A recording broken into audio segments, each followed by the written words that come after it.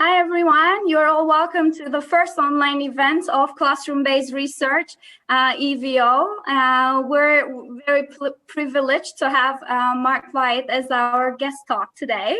And we had a very busy first week. We had participants from basically all over the world. And I would like to leave the floor to Mariana so that she can talk about what we have been doing in the past week. So you're all welcome. I hope you enjoy. Thank you, Ashley. Thank you, Ashley. And hello, everyone. Thank you for joining us today. And thank you, Mark, for accepting our invitation. I will talk very briefly about the while waiting warm-up and week 1.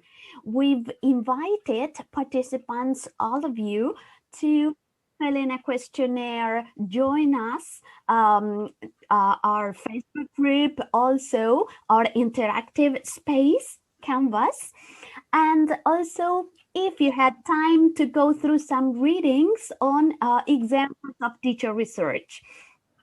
We have also invited you to read an article in Watch a Video by Anne Burns on teacher research and another video by Mark taken from Classroom-Based Research for Professional Development, EVO 2016, and to make some comments on some questions that we posted in Canvas. That was during our while waiting warm-up. So if you haven't done it yet, you are invited to make your contributions. Right now, we are going through week 1. And well, many of you have already completed the activities.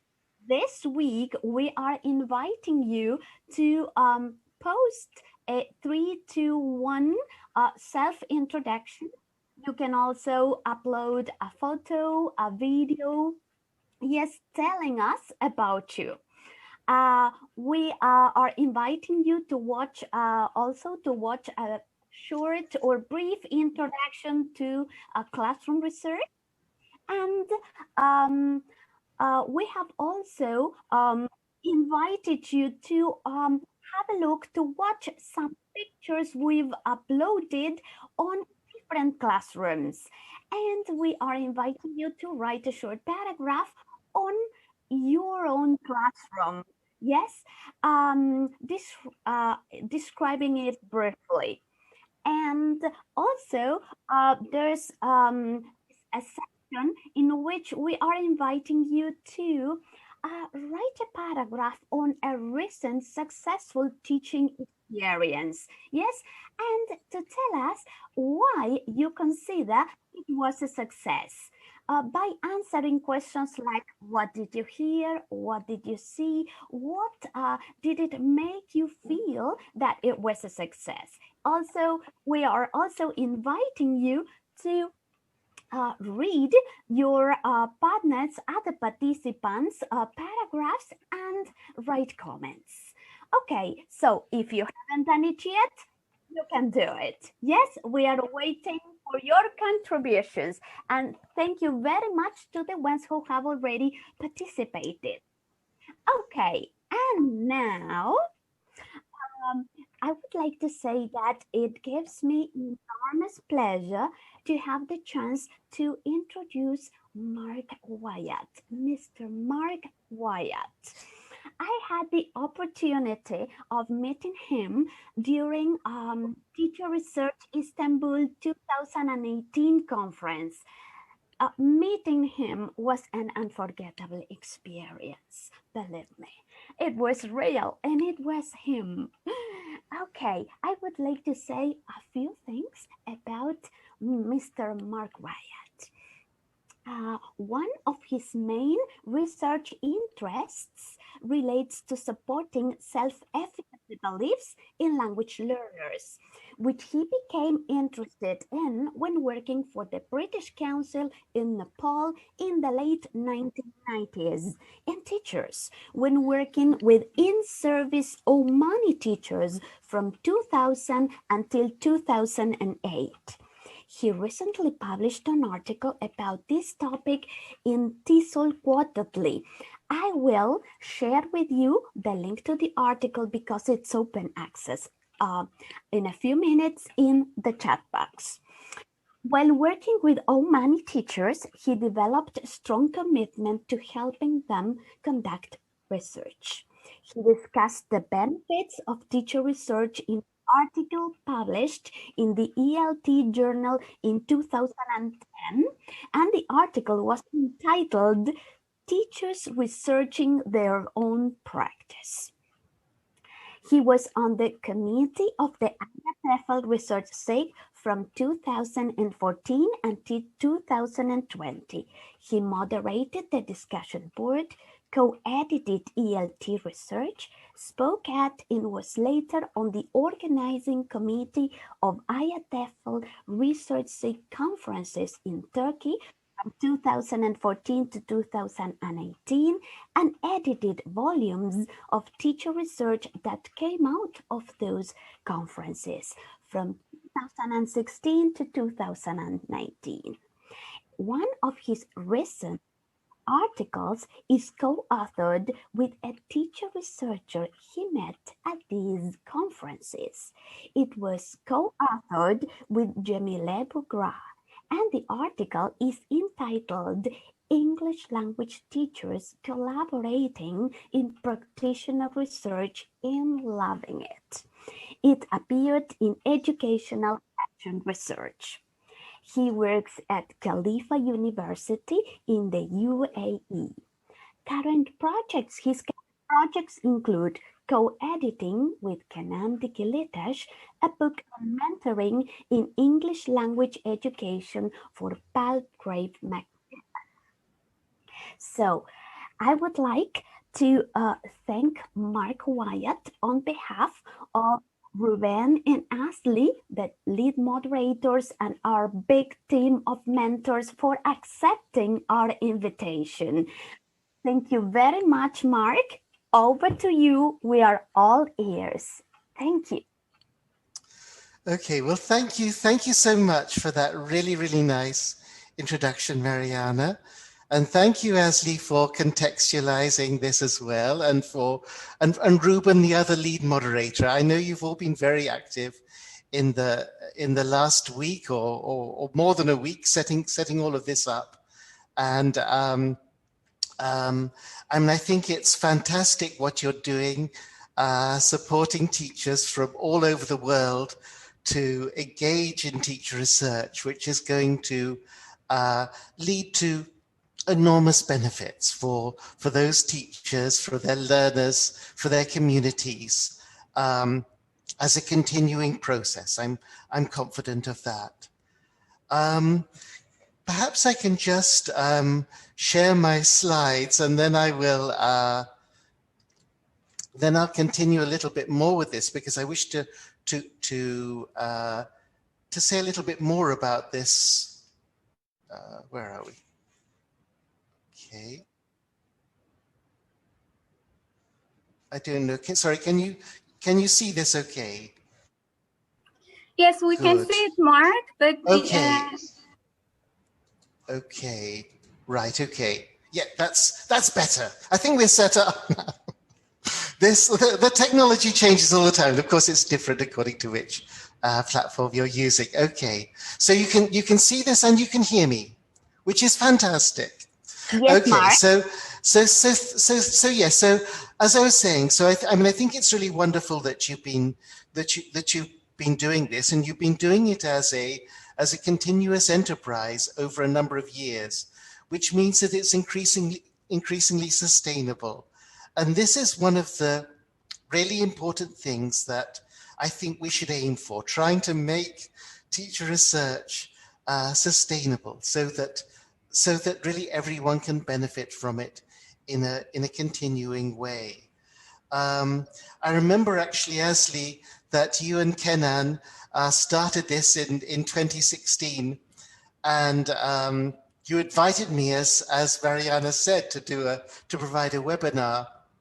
And I remember at the time thinking this was so strange, sitting in front of a computer, talking to people, many of whom I couldn't see. And now, of course, it's something that we do all the time, isn't it? This is a consequence of 2020.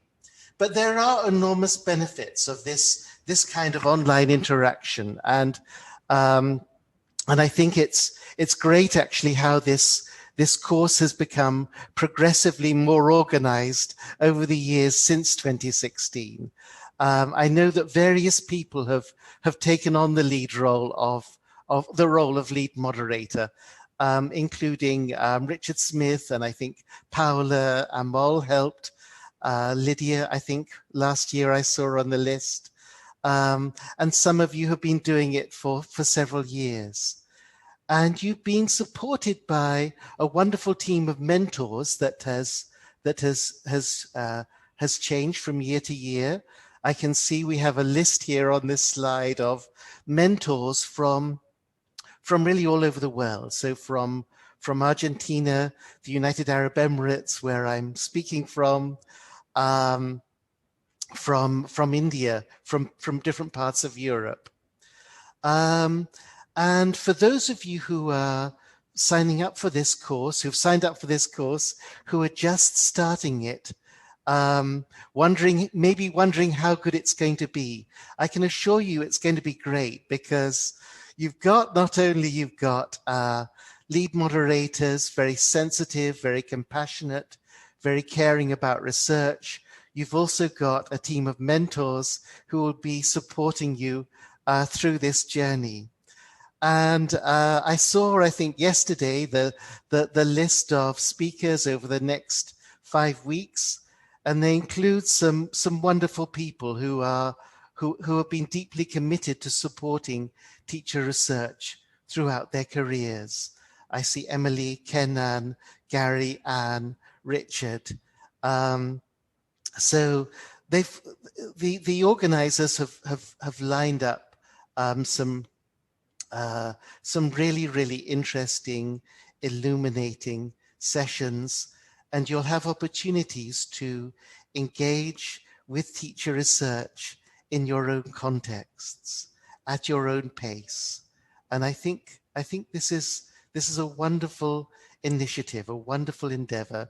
So I would just like to say thank you to all of you. Thank you to the lead moderators.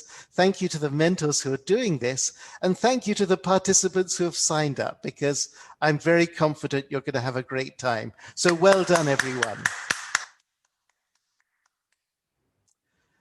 Now, one thing about being part of this, if you're just setting out on this journey, is that okay, you're researching in your own context, but you're part of something larger, something bigger, and of course, not all the interaction will be online. It may be at the moment, but things will change.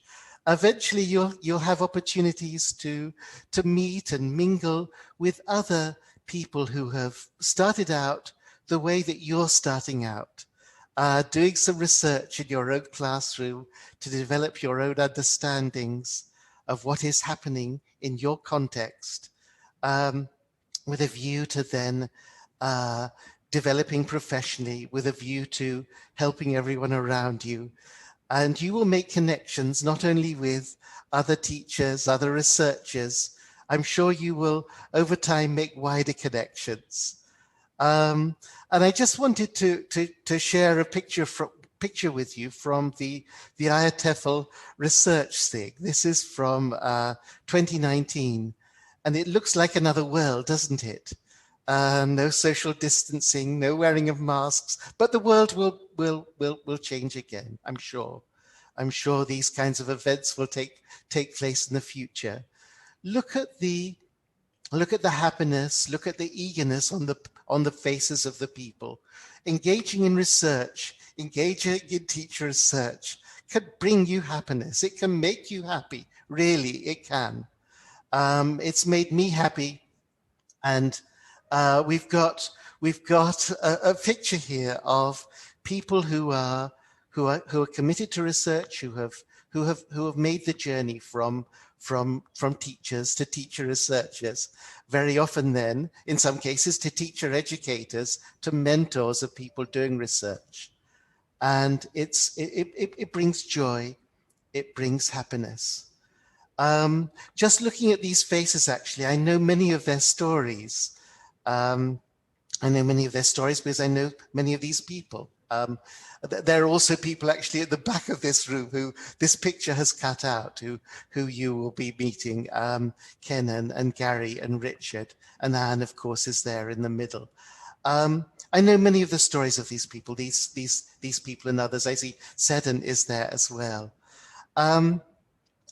But I would just like to highlight the value of teacher research, actually, the joy that teacher research can bring by just focusing on one story that I know fairly well.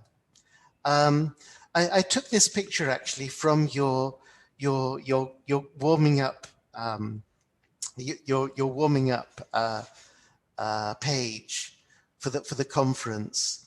I should actually just have a quick look at the chat while I'm doing this. Can I see the chat while I'm doing this? Yeah, just a sec. Okay. So this is a does this?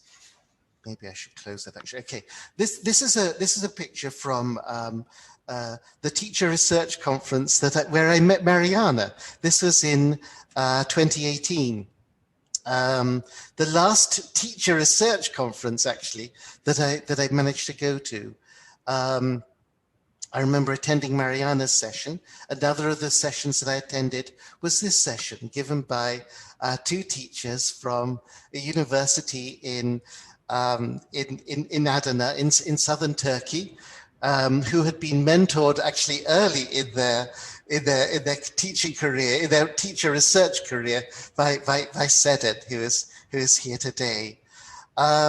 These are teachers who have been conducting research in their classrooms over an academic year. So they've explored issues in their classrooms, they've conducted the research, and they've come to a conference at the end of the academic year to share their research, through poster presentations with like-minded researchers. Such teacher research conferences have also been held in other parts of the world, including, I know, in Latin America. They provide an opportunity for the kind of democratic sharing of teacher research. There isn't a big focus on plenary speakers. There are some plenary speakers, but there are lots of opportunities for teachers to present their research through posters, to get feedback from the audience, and to attend other poster presentations. And these conferences, actually, I've been to these teacher research conferences, because I have been, of course, to other kinds of conference throughout my career.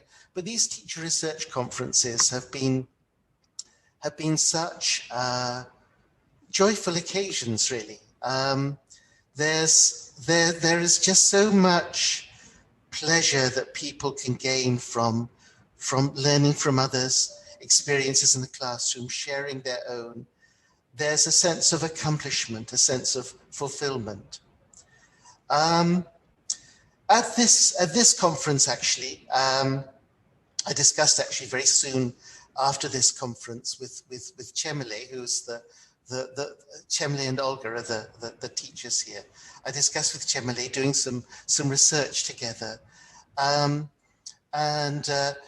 as Mariana said in her introduction, actually, we developed an article which appeared in Educational Action Research in October last year, called English Language Teachers Collaborating in Practitioner Research and Loving It.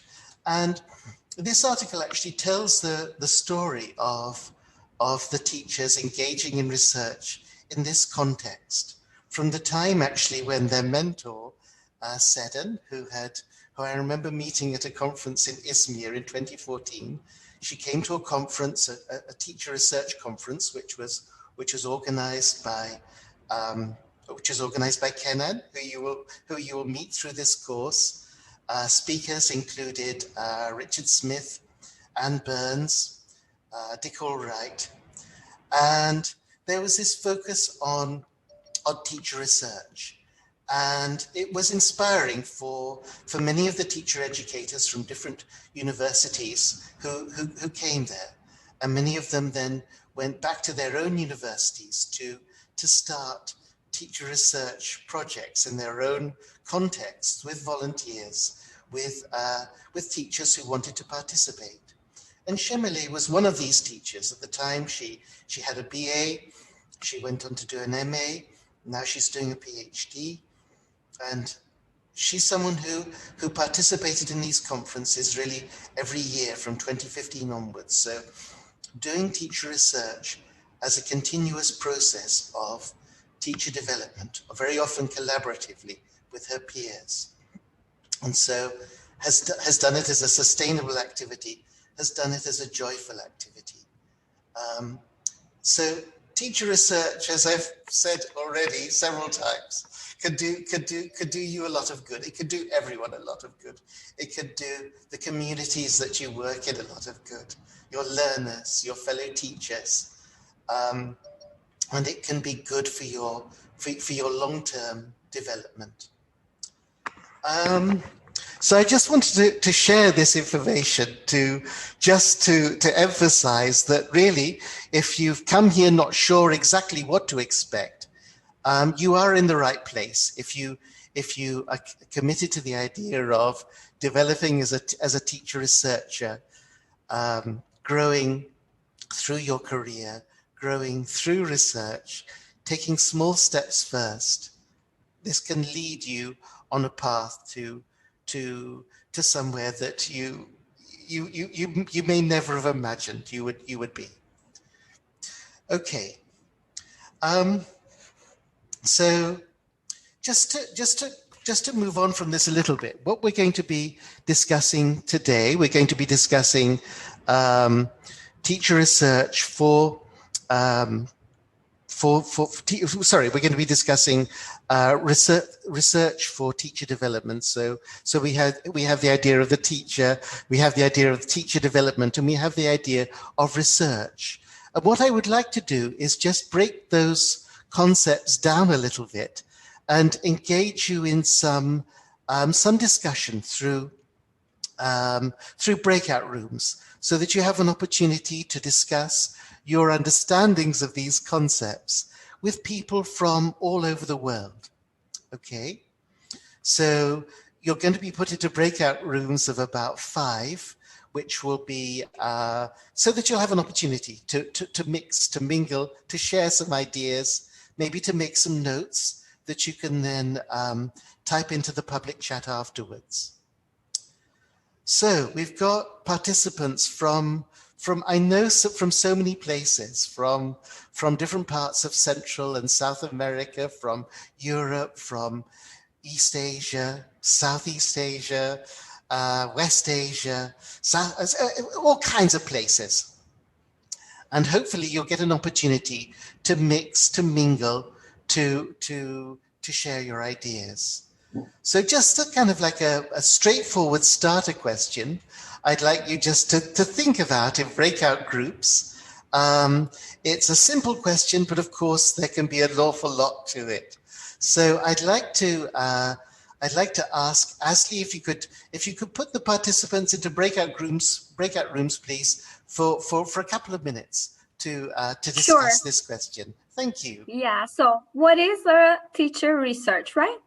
Sorry, no. Firstly, what is a teacher? Just what is a teacher? What is it? All right. A teacher might mean so many different things to different people. So you can, if you want to think of metaphors, you can. So be creative, be imaginative. Just quickly brainstorm your ideas.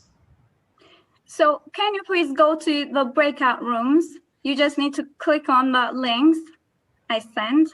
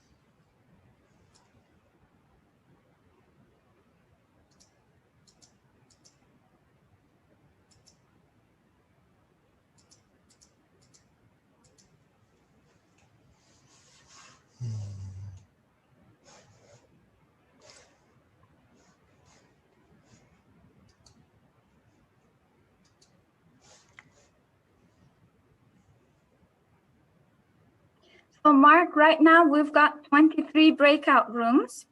Okay. And teachers, seem to be busy. Our participants are busy discussing. Okay, good. How much time would you like to allocate for this? Sorry, this is just a quick one. So maximum 2 minutes, really, I think. Okay.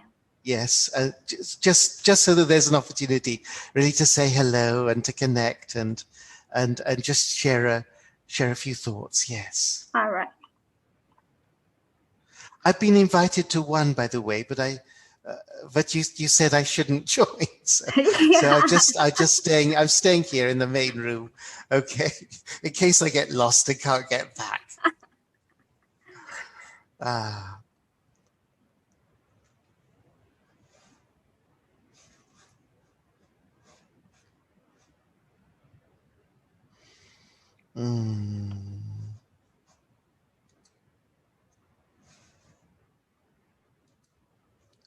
Ashley?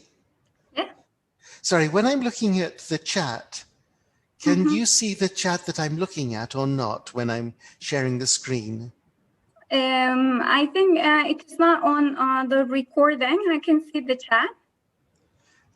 Okay, I just wondered whether it's possible for me sometimes to look at the chat while looking at the screen, but it just as long as it doesn't get in front of the screen. Sure. Now I don't know actually. Now our participants are back from they're coming back from the breakout rooms. Okay. So hello everyone again. Okay, so I'm glad you've had a chance to have some discussion with people from around the world. Would anyone just like to type in a sentence or so that you came up with? So what is a teacher? Would anyone like to share any thoughts? If you would, please just type in the public chat.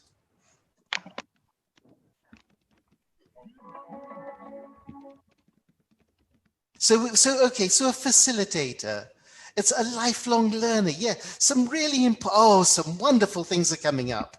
Definitely, you guys are in the right place. So a facilitator, a change agent, a lifelong learner. Okay, yes, because teaching is a learning profession, really. So if you're not learning anymore, then what's going to happen to your teaching? A facilitator, yes, a facilitator of learning. So not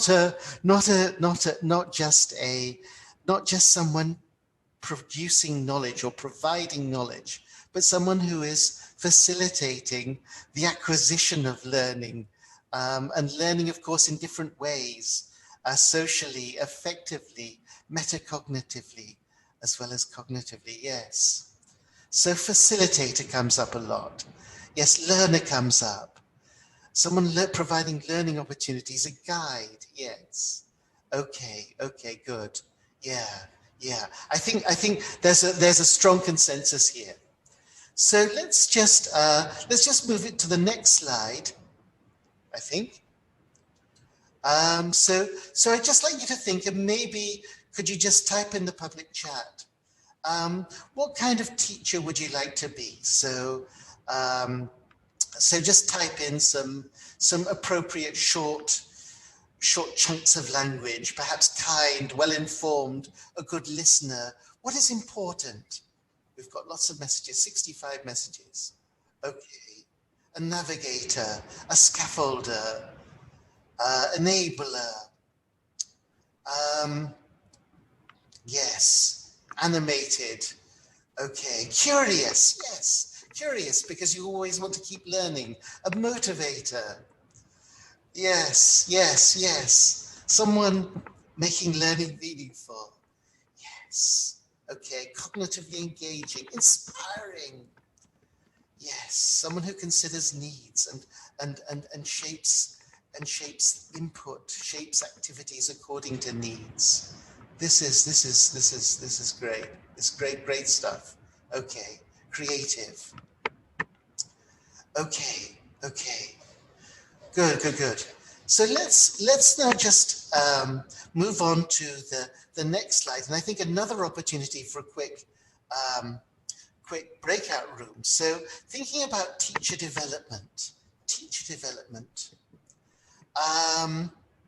Could you brainstorm could you think about the kinds of things that you've done yourselves in the last year to develop professionally? So what kinds of things have you done to support your own teacher development in the last year? Ashley, could we have breakout rooms again for this? So just for a couple of minutes, so just quickly brainstorming all the things you've done to support your own teacher development in the last year.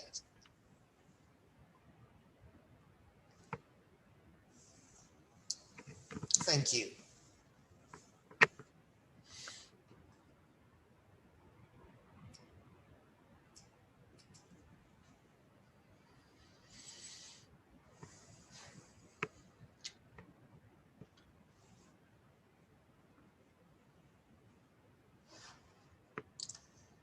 So the breakout rooms are open, Mark. Okay, so please do join a breakout room. It's a chance to talk to people from around the world and share experiences, because you know, the kinds of teacher development possible might vary from one context to another. Definitely.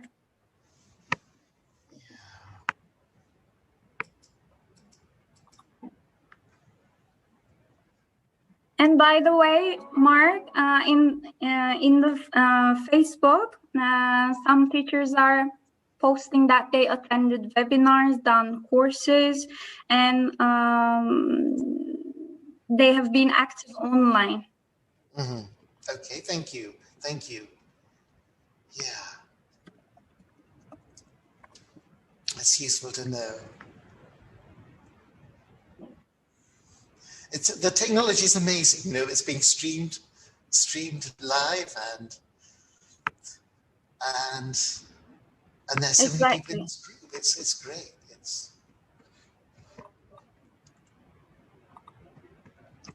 Okay, so this is just for a couple of minutes as well, yeah?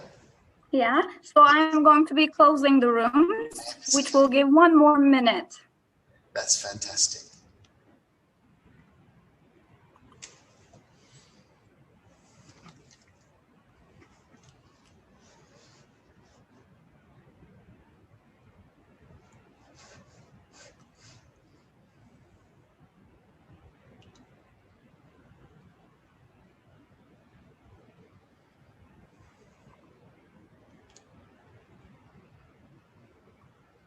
Now, Kenan has joined us.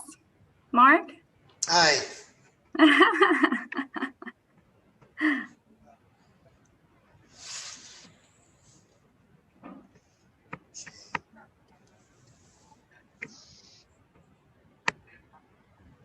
Hello. Hello. Hello, sir. Okay, so how are we doing? So people are rejoining from the breakout rooms? Yeah, they're coming back from the breakout rooms.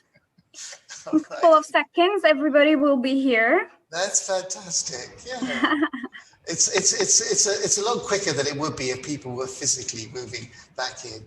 So everyone's back in now, is that right? Yeah, more or less everyone is back in now. Okay, great. Okay. So again, could you just type into the public chat? So things that you've done in the last year to develop yourselves professionally. Yes. So we've got doing action research in courses in graduate school. We've got attending webinars, doing research. Okay.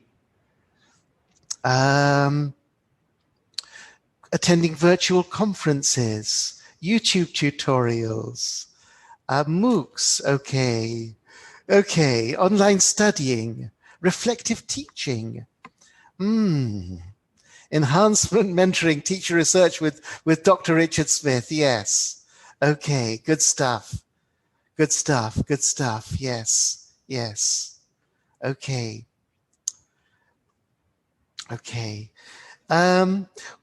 Thank you very much. Yes. So reading books. Yes. So many different kinds of valuable activities. All can be beneficial in all kinds of ways. When I did some research with a teacher from North Macedonia, a teacher educator from North Macedonia called Elena. We did some research that was published in the ELT Journal in 2017. We looked at, what teachers in that context reported having done in the last year. This was one thing that we looked at. And this is a list of things that came up. So workshops, webinars, attending conferences, short courses, working towards formal qualifications, also things like learning from learners, carrying out research, observing colleagues. Now, these kinds of CPD, continuing professional development or professional development activities, teacher development activities, can be classified in several ways. One way of looking at them is in terms of either top-down teacher education or bottom-up teacher development, or some kind of combination of these. So traditionally in top-down education, we think of input being provided by an external expert. So someone providing formal input that is thought to be needed or required. So often through formal courses, sometimes through one-off workshops or webinars. But the onus is on a sharing of information that teachers can take away and use. So teachers are positioned as kind of like consumers of knowledge. Another perspective, bottom-up teacher development, is with the focus really from the inside. So bottom-up teacher development is self-directive, it's personal, it's very often collaborative. So colleagues working together to support their own growth. There's a degree of independence, although when it can work well, there is often also the support of organizations. It's a continuing process. And of course, this kind of bottom-up teacher development can be integrated with top-down models interactively. So top-down models can be can engage teachers to focus on the self-directed.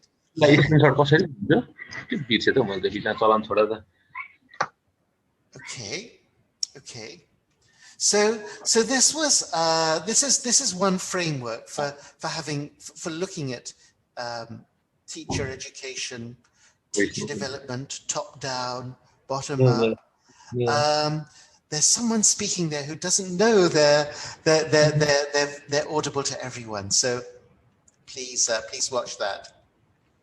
Now we can place the kinds of teacher development activities that we looked at in the previous slide on a cline. So some things are more top down, others are probably more bottom up. So for example, so for a formal course, would you say, is this more top down or bottom up?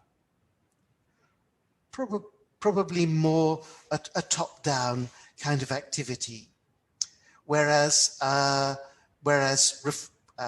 engaging in reflective practice, perhaps with a peer, might be seen as more bottom up. So thinking about the kinds of things that you've done in the last year, the webinars, the online conferences, could you place them on a cline? So which were more top down and which were more bottom up? So I'm also actually conscious of time a little bit. So perhaps if you could just type in things that you felt were more top down first. So just type into the public chat things that you felt were more top down. Hello, can you hear me? Top down, enrolling on a PhD course, yes. If there's formal input for it, yes. But a lot of what you've been doing might be more from the bottom up, so more self-directed. I mean, the fact that you've signed up for this course, if you're going to engage in research, that suggests a tendency more towards the self-directed, doesn't it? Okay. But some courses are made compulsory to attend by schools. Yes, I think we've all been there at some point in our careers. You know, the school decides, okay, there's a workshop from an external expert.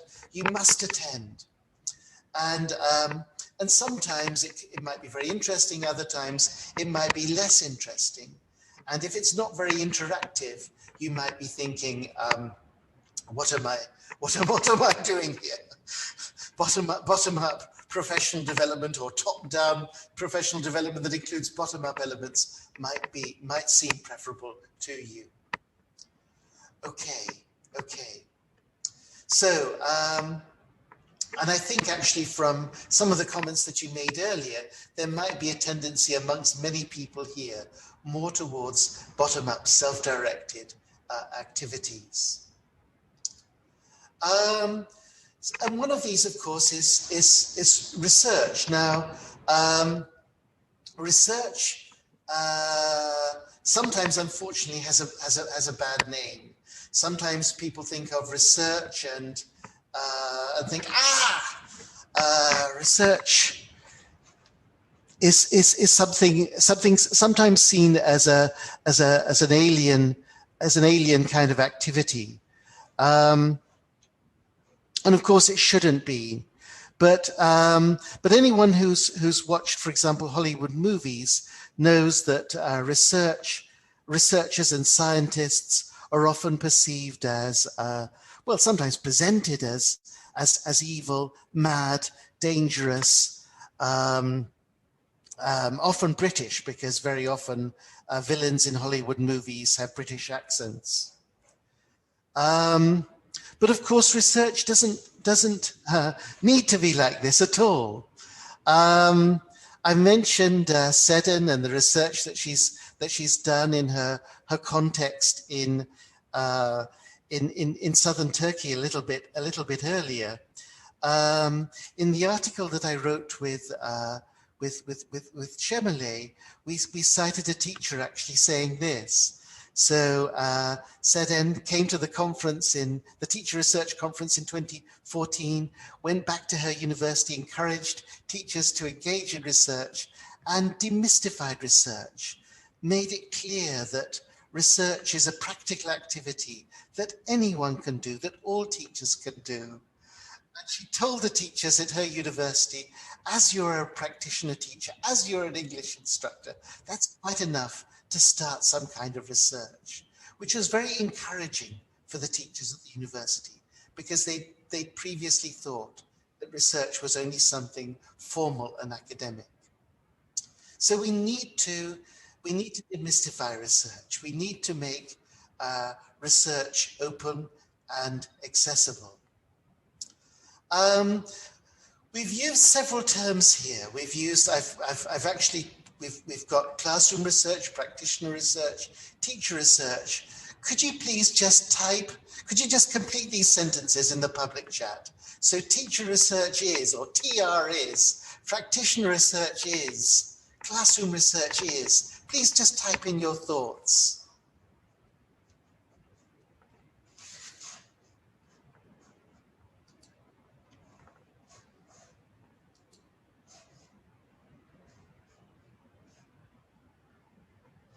So TR is necessary. PR is mandatory. Oh, is it?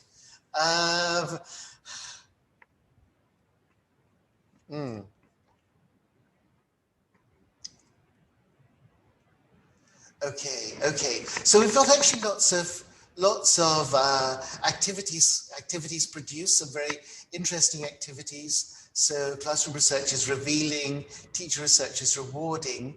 What is actually the difference between these terms?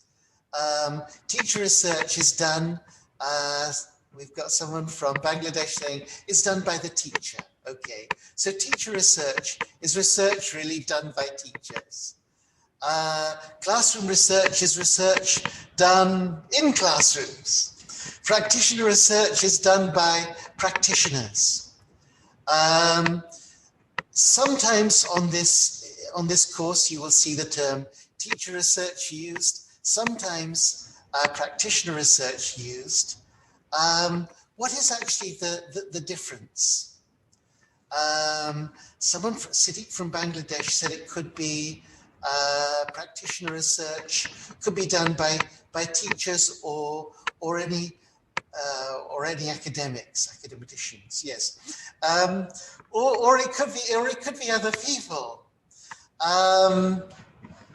Ines Miller from Brazil, who is a passionate exponent of exploratory practice, has recommended the use of practitioner research because practitioner research allows for the inclusion of others, including learners. So learners working with teachers and other practitioners in the context. And these can, of course, include, as Ines says, educational psychologists, supervisors, coordinators, head teachers. So teacher research, so practitioner research is research that can be done really in educational contexts, involving teachers and other people with a say in this. And she highlights, of course, in the kind of practitioner research that she engages in, the central role of learners. Teacher research is preferred in some other contexts, but of course, a lot of people doing teacher research also involve others in this process. Something I would like you to discuss briefly. There are different forms of teacher practitioner research: exploratory practice, reflective practice, exploratory action research. I wondered whether in breakout rooms, just for maybe 3 minutes, could you focus on just the first part of this question? What do these have in common? So in what ways are they very similar? What do they share? So Ashley's setting up the breakout rooms now. So please mingle with people from around the world and discuss what do they have in common.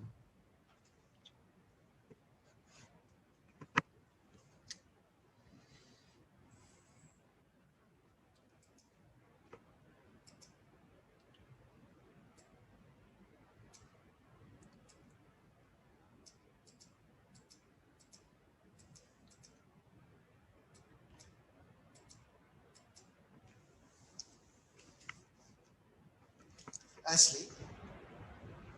Yes, Mark. Yes, okay, sorry. Do we need to finish exactly at 5 o'clock or can we go over a little bit? you can go over a little bit, and if you position the headset, your sound is at times better. Oh, really? Yeah. Okay. Thank you. Okay. Right. Thank you. So sometimes hasn't been all that clear. I'm sorry.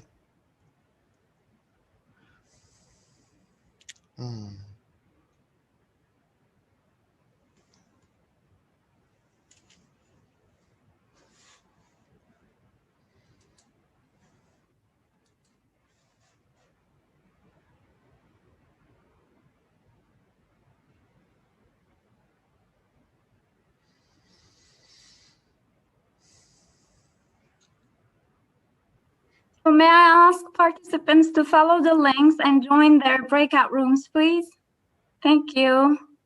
Don't miss this opportunity of talking to people from all around the world.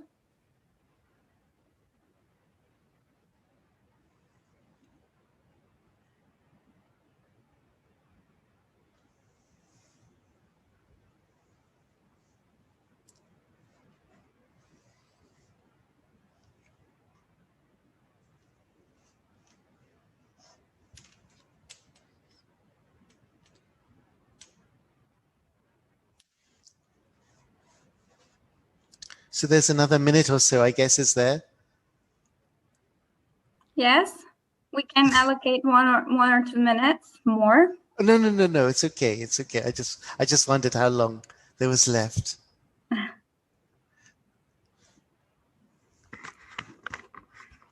So if that's okay for you, I will close the rooms. So we will have 1 more minute. Okay, that's great. Thank you. Okay.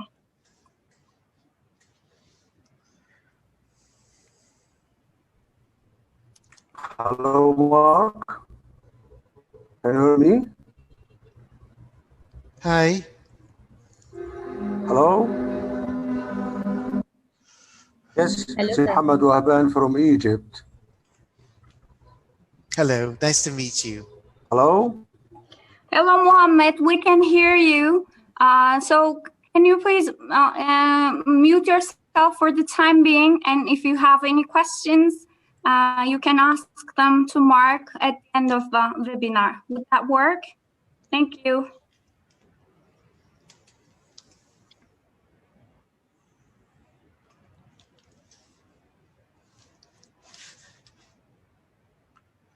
Okay.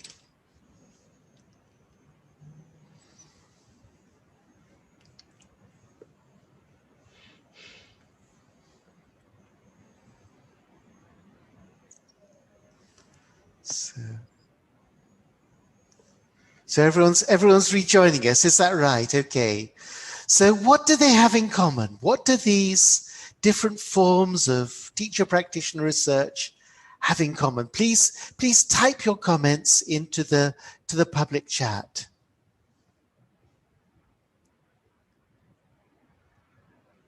Okay.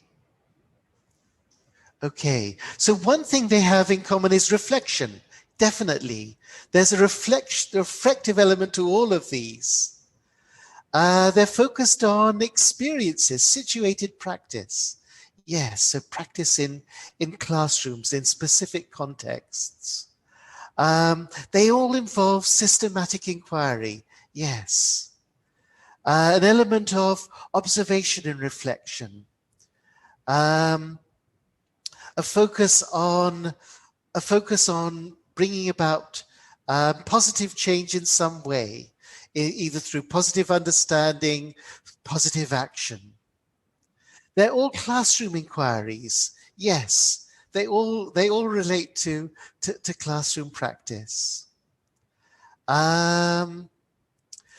all involve first-hand experience. Yes. So this is primary research. It's primary research carried out by teachers, practitioners in classrooms. There's a strong reflective element. And they're all about bringing about positive change. Judith Hanks has written very, very eloquently on this. She's pointed out they all include elements of reflection, focus on classrooms and pedagogical practices. They aim to empower practitioners, but they're all a little bit different. She says each does what it says on the on the tin. So so just briefly, if we can just outline these a little bit.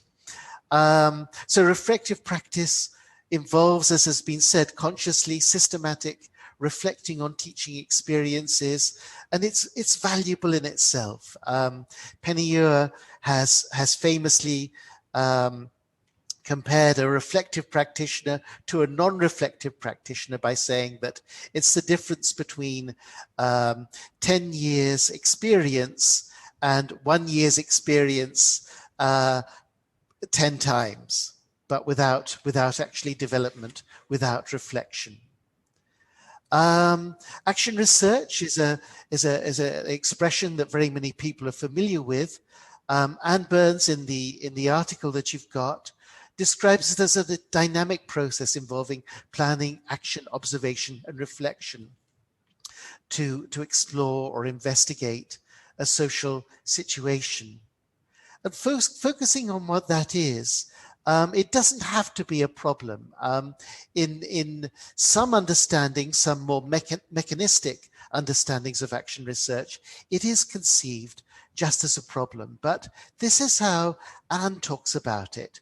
She talks about a critical gap or dilemma between current practice and a more ideal way of practice. It may be something that's been puzzled over for some time. There might be some burning question, some issue to explore. There's also a critical element to this, a desire to make a difference perhaps in the way things are generally organized in classrooms or schools. So it can be taken outside classrooms as well. This is quite a sort of like a nuanced kind of like understanding of what the action is, although the action is often simplified in some understandings as just focused on a problem to solve. Exploratory practice actually emerged through the work of Dick Allwright and subsequently Judith Hanks, out of a kind of like dissatisfaction with some more limited versions of action research. Not the kind of action research I don't think that Anne Burns advocates, but more mechanistic approaches to action research. If we look at Judith's definition here, she describes exploratory practice as a form of practitioner research in which learners as well as teachers are encouraged to investigate their own learning teaching practices. So there's this partnership between learners and teachers. And there's this focus on language learning because this is a form of practitioner research that came out of language classrooms. So there's this focus also on concurrently practicing the target language. And then exploratory practice is based on key principles that it could be argued should be central to any research. So putting quality of life first. So doing research not just in an ethical way, but in an ethical way that is beneficial to everyone involved in the research. So how is this going to help you? How is it going to help not just you, but everyone who is involved in the community? A focus on working for understandings rather than a focus on working for quick solutions. Involving everyone, bringing everyone together, working in a spirit of mutual development so that everyone can grow from this and in a continuous way, in a sustainable way. Yeah. Okay. And then exploratory action research, which is a concept that's been around for a while, which Richard Smith has made very central to work with Paula and other teachers in Latin America, which is a way to explore, and they've written a very good book about it, by the way, which I hope you can read, a way to explore, understand, and improve practice combining exploratory research with action research. So they emphasize first this exploratory element. So so spending time to plan to explore, to analyze, reflect, to gain a deeper understanding, and then afterwards to plan action. So plan to change, act, observe, reflect, and then of course this process can be continued in various ways. So these are different forms of teacher research, practitioner research. I think you're going to be focusing primarily on the last of these through this course. They're all, of course, very valuable in different ways. I had this slide which I'm not going to discuss. The benefits, I think, are going to be discussed by Emily next week. But I would just like to highlight just a few things, though, just to convince you, if you're not already convinced, that you are in the right place. Donya and Ashioda say that if a teacher is motivated to teach, there's a good chance that students will be motivated to learn.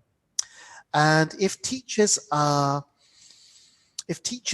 have a sense of identity of growing, learning, facilitating learning, developing themselves, helping everyone in their environments, surely they're going to be more motivated, and surely their learners are going to be motivated. So there's a kind of virtuous cycle in this. I'd also just like to quote a 12-year-old Brazilian student from All Right in Hanks. The teachers who know that they learn with us, with their students, are the ones we like most. So learners feeling a connection with teachers who are learning with their students. And a quote from Emily, who will be giving the next talk, who has said about research: engaging in research has achieved far more than improvements in my teaching, my students' learning, and the materials and syllabus used in my context. She goes on to say that it's been, and I'm sure she'll talk about this next week, it's been a catalyst for everything.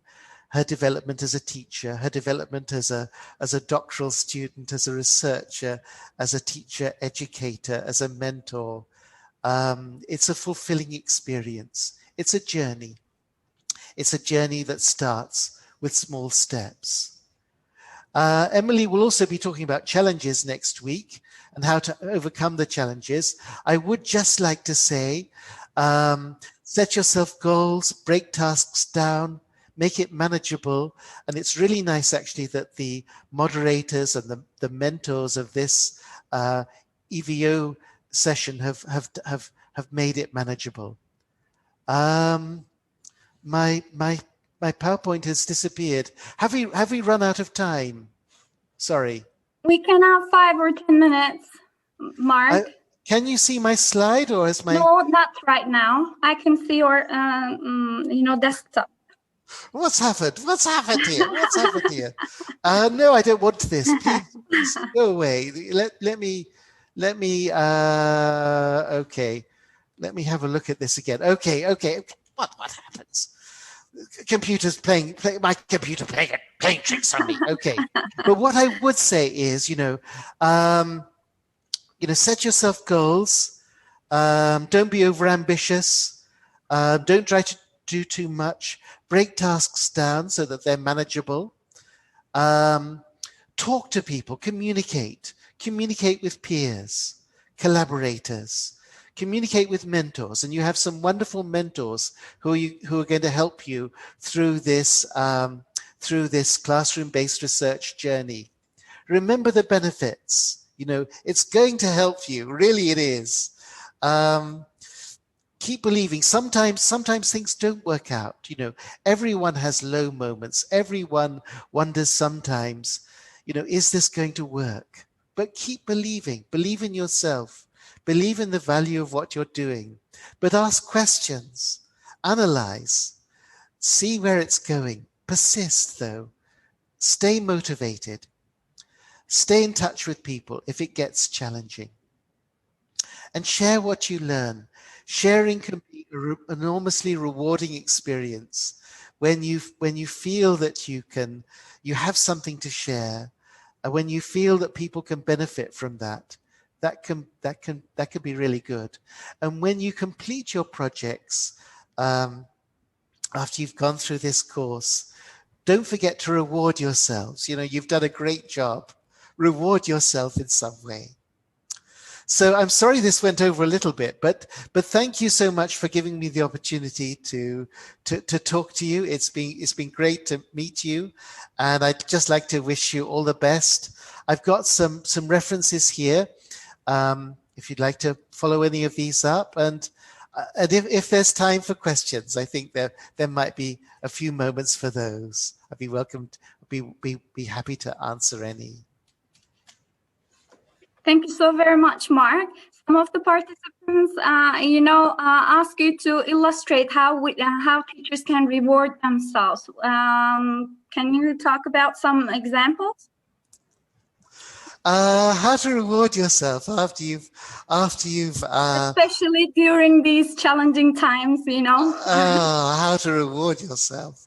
I think that's likely to be probably a personal and idiosyncratic thing. I mean, even things that might not be healthy, like, you know, have an ice cream or a chocolate or something.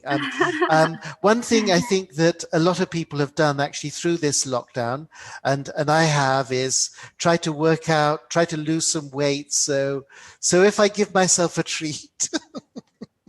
That's something, you know. Just metaphorically pat yourself on the back. Just raise your arms in celebration. Just express joy and happiness and success in some way. Yeah. Exactly. Anything which helps your well-being. Absolutely, absolutely. We need to look after our well-being. Yeah. Yes, yeah. and celebrate our little victories. Yes, absolutely. Yeah, absolutely. As regards our teaching experiences. Mark, would you be so kind as to share your reference slide again, please? One of the participants is asking us. Thank you. Sure. So the reference is okay. Allwright and Hanks on exploratory practice. And then Simon Borg, I referenced him on top-down and bottom-up teacher development. I referenced my article with Shemile, English language teachers collaborating in practitioner research and loving it. Anne Burns, doing action research. And Burns and Edwards, where I took the quote from Emily. Zoltan and Emma on motivation, and then Thomas Farrell on very, very good on reflective practice. He's written an enormous amount on this topic. Judith again, her latest book on exploratory practice. Steve Mann on the need for bottom-up teacher development. Now this is a freely available resource from Richard Smith and Paula, a handbook for exploratory action research. It's a wonderful book, and I would recommend that you read it. I cited an online discussion that I engaged in with the ITEFL Research STIG that developed into an article I co-authored with Anne Burns and Judith Hanks, and then an article I wrote with Eleanor from North Macedonia about professional development. Yeah. Okay. And if you need any, if you don't have access to these resources, there are ways of getting them. If you write to the authors, authors will be very happy to share their work with you if they're not open access. Always. So do you have any questions, your participants? Can you please type them in chat? Actually, I have seen one from Ravina Ryan. I hope I pronounced it correctly. And it says, can all teachers become researchers? Well, my answer to that would be, well, yes, of course. If we think about what teachers are, I mean, teachers are wonderful human beings who can do anything, and research is not some kind of like abstract activity. Yes, of course, all teachers can engage in research. Some teachers new to research worry about things like, generating a literature review, for example. But what is a literature review? A literature review is a section of of some written up research that draws on what experts have said. Now, you can, in a sense, create your own literature review by asking the experts around you. So, and I know that, for example, Richard Smith has done this in work that he's done with Amol and others with teachers in India and Nepal. You don't need a formal literature review, but it is a good idea to find out what other people think. So consult other people, and you can draw on that when you're writing up your research. So yes, so all teachers can become researchers, of course. If we think of teachers as learning, reflective, decision-making people who often are undervalued, but who really do a fantastic job. Mm-hmm. All teachers can research. Mark, there's another question here, and it says, which research is more fitting this new normal education? Is it exploratory action? Over to you. There are different conceptions of research. I think all people who have done the kinds of teacher research, practitioner research that we've talked about would agree that there needs to be an exploratory element. Now, I shared with you a quote from Anne Burns, in which she's kind of like highlighting the kind of cognitive processes involved, the intellectual processes involved, really, in finding a focus for the research. An issue, though, that some people have had with some forms of action research is that there has been sometimes too great an eagerness to jump to an action, to jump to the action stage without exploring enough. And the movement of exploratory practice partially came out of this. And I think that what Richard and others have been doing with exploratory action research is really focusing on the need to explore, to try to understand what is there before rushing too readily into action. And I think that could be a very healthy thing. Yes. Okay. One more question for you, Mark. How can action research integrate it into daily practices of teachers in order to avoid additional work? How can it be integrated into teachers' normal practices without additional work? Okay, so what if we think about what normal practice is? I mean, in normal practice, we plan our lessons, we teach, we observe, we reflect. So if we think of reflective practice as something that we all do as practitioners. So how do we add a research element to this? Well, we explore what's going on in our classrooms while we're teaching. We might puzzle about certain things, and we can then focus on that puzzle and then think about, okay, now how can I take this a little bit further? How can I take this a little bit further without without without disrupting routines, without adding too much more. And of course, it depends on what you're focusing on. But what I would argue is that certainly from curiosity, research can develop. Now, the classroom situation might be explored in more context. There might be all kinds of things that go on. The teacher might ask their colleagues what they think about this phenomenon that they're observing in their classroom. The teacher might consult the literature to read and understand the situation a little bit more. But is this consulting colleagues? Is this consulting the literature really sort of additional? I would argue that it's the kind of thing that we might naturally, spontaneously want to do as professionals.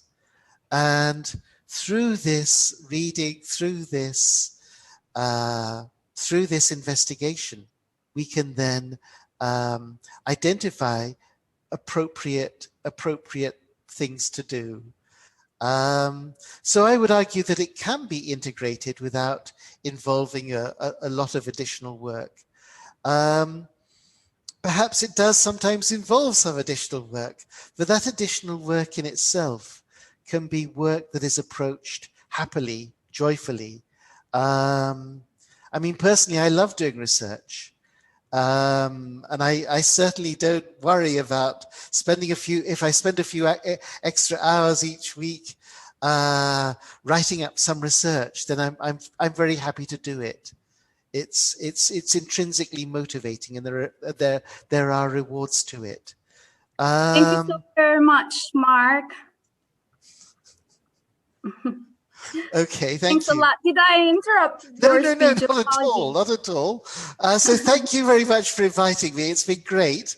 I would just say to everyone, have a great time. And it's been lovely to meet you. And I think you're doing a fantastic job. So make sure you do reward yourself sometimes at the end of all this. Thank you so much. Thank you so very much for joining us, Mark. Thanks a lot, our participants, for joining us. If you would like to join our course, Classroom-Based Research EVO, you can follow this link. I'm going to paste in chat in a minute. And that's all, I guess. You still have time to do it. So welcome. Yes. Yes, make time. The time is, time is sometimes regarded as the issue to stop people doing things. But no, you can always find time for things that you love doing, things that you value, things that help you to grow as a person. Yes, do it. Exactly. I don't know if you will be able to get the link. Let's see. Yeah, here is the link to our Canvas website. Heartfelt thanks goes to our moderators as well. Thank you for joining us in this online journey. And if you have any questions, please feel free to reach us through Facebook, through course website and all.